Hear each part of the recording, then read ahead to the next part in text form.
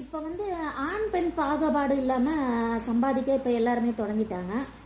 இதில் வந்து என்ன வித்தியாசம்னா, ஆம்பளை சம்பாதியன்றது வந்து குடும்பத்துக்கு உண்மையாகவே அத்தியாவசியமான ஆண் பிள்ளை தான் சம்பாதித்து குடும்பத்தை காப்பாற்ற வேணும்.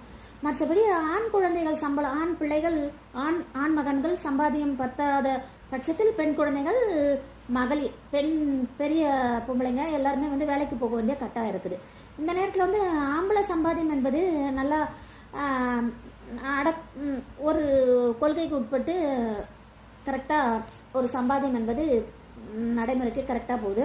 ஆனால் பெண் சம்பாத்தியம் என்பது ஒரு பெண் சம்பாதிக்க தொடங்கிவிட்டால் ஒரு சில பெண்களை தான் நான் சொல்கிறேன், தான் கையில் வந்து படித்த படிப்புக்கு ஒரு அதிகமான ஒரு தொகை முதல் முறை இரண்டாவது முறை பார்த்தவுடன் கூடவே தான் என்கிற கர்ப்பமும் அகம்பாகமும் ஆணவமும் தலை தூக்குகிறது. இது ஒரு சில பெண்களை தான் நான் சொல்கிறேன். கண்டிப்பாக இது நிதர்சன உண்மை.